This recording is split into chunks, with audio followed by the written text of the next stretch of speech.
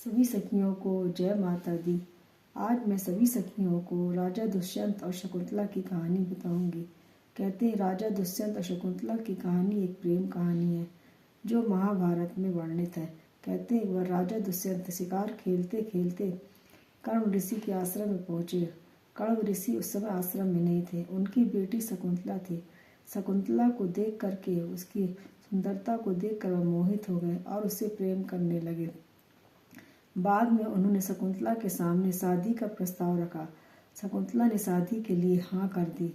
दोनों ने गंधर्व विवाह किया।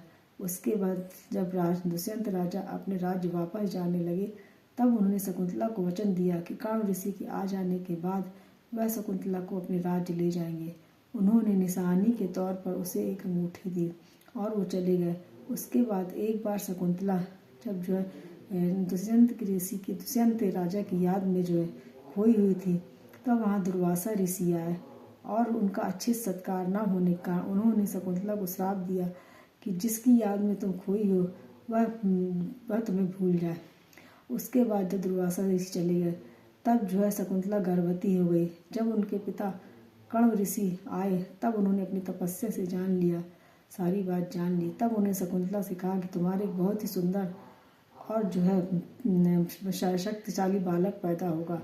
कुछ दिनों बाद शकुंतला के एक बहुत सुंदर बालक पैदा हुआ। उसका नाम भरत रखा। उसके बाद शकुंतला कई सालों बाद हस्तिनापुर पहुंची राजा दुष्यंत के पास। जब वह जा रही थी तो रास्ते में अपने बेटे को लेकर के भरत और जब शकुंतला जा रहे थे तो जो राजा दुष्यंत ने शकुंतला को अंगूठी दी थी तो वह अंगूठी शकुंतला से एक तालाब में गिर गई।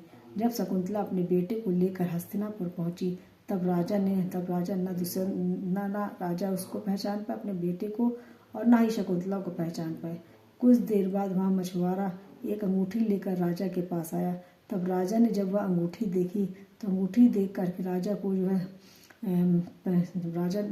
शकुंतला को पहचान गए और भरत को, अपने बेटे को देखा। उन्होंने भरत को बहुत सम्मान दिया।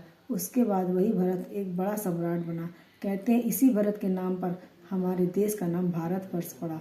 आज मैंने आपको राजा दुष्यंत और शकुंतला की कहानी बताई। मैं और भी अच्छी अच्छी बातें आप सभी के लिए लेकर के आऊँगी।